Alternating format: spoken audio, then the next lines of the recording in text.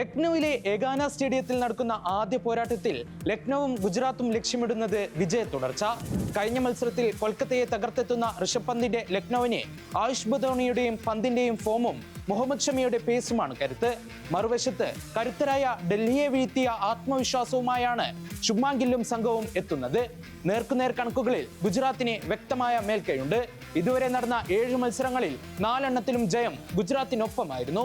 സ്പിന്നർമാരെ തുണയ്ക്കുന്ന ലക്നൌവിലെ പിച്ചിൽ റാഷിദ് ഖാനും ദിഗ്വേഷ് റാത്തിയും തമ്മിലുള്ള പോരാട്ടം നിർണായകമാകും.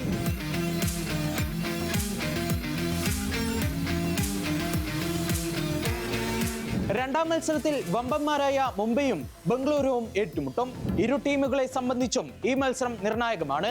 കഴിഞ്ഞ മത്സരങ്ങളിൽ പരാജയപ്പെട്ട മുംബൈയും RCBയും വിജയവഴിയിൽ തിരിച്ചെത്താനുള്ള കഠിന ശ്രമത്തിലാണ്. പരിക്കിൽ നിന്ന് മോചിതനായി മിച്ചൽ സാന്റ്നർ തിരിച്ചെത്തുന്നത് മുംബൈയുടെ ബോളിംഗ് നിരയ്ക്ക് കരുത്താകും. സൂര്യകുമാർ യാദവിന്റെ ബാറ്റിംഗ് ഫോമിലാണ് മുംബൈയുടെ പ്രതീക്ഷ.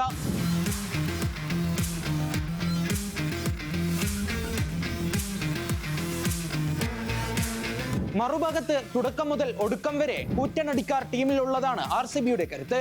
കഴിഞ്ഞ മത്സരത്തിൽ നിറം മങ്ങിയ ബോളിംഗ് നിരയാണ് നിലവിലെ ചാമ്പ്യന്മാരുടെ തലവേദന. വാങ്കഡയിലെ ചെറിയ ബൗണ്ടറികളിൽ റൺ ഒഴുകുമെന്നുറപ്പാണ്. നേർക്കുനേർ കണക്കുകൾ പരിശോധിച്ചാൽ ഇരു ടീമുകളും ഒപ്പത്തിനൊപ്പമാണ്.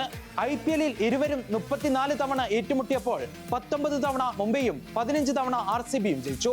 വാങ്കഡയിലെ ഹോം ഗ്രൗണ്ട് ആനുകൂല്യം മുതലാക്കി മുംബൈ കരുത്തു കാട്ടുമോ അതോ കോഹ്ലിയും സംഘവും ജയിച്ചു കയറുമോ? നമുക്ക് കാത്തിരുന്ന് കാണാം.